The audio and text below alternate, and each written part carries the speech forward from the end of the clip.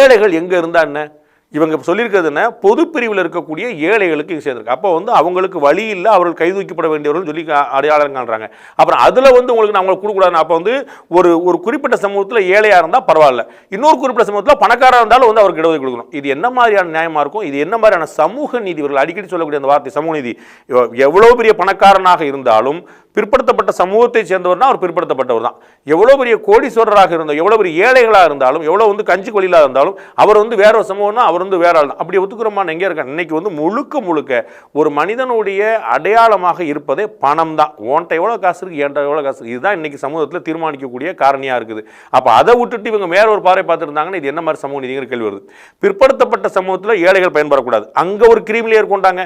இப்போ MBC, PC, ஓசி, SC, ST இருக்கா, அங்கே ஒரு கிரீமி லேயர் கொண்டு வந்துட்டு இன்னும் ஏழைகளுக்கு மட்டும் கொடுங்க, ஏழைகளுக்கு மட்டும் நம்ம பெரும்பாலும் அதே எஸ்சியில் இருக்கக்கூடிய ஏழைகள், அதே எஸ்டியில் இருக்கக்கூடிய ஏழைகள், அதே எம்பிசியில் பிசியில் இருக்கக்கூடிய ஏழைகள் அவங்களுக்கு கொடுப்போம்னா இல்லை, அவங்களுக்குலாம் கொடுக்கூடாது. கிரீமி லேயரே நாங்கள் எதிர்ப்போம். அது கிரீமி லேயர் இல்லை, கிருமி லேயர் அப்படிலாம் சொல்லுவாங்க. ஸோ அந்த கிரீமி லேயரே கூடாது.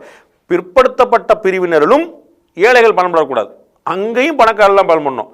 சோகால்டு பொது பிரிவினர்லையும் ஏழைகள் பயன்படக்கூடாது. அப்போ இவர்கள் ஏழைகளுக்கு எதிராக இருக்கிறார்களா, சமூக நீதிக்கு எதிராக இருக்கிறார்களா, இல்லாட்டி உண்மையிலே சமூக நீதி கொடுக்குறாங்களா அப்படிங்கிற ஒரு முக்கியமான கேள்வி வருது. அதான் ரொம்ப முக்கியமான பிரச்சனை. அப்போ இவங்களோட நோக்கம் என்னங்கிற ஒரு பெரிய சந்தேகம் வருது. தென் இடஒதுக்கீடு பற்றி இவர்கள் எல்லோரும் சொல்லக்கூடிய, நாம் எல்லாம்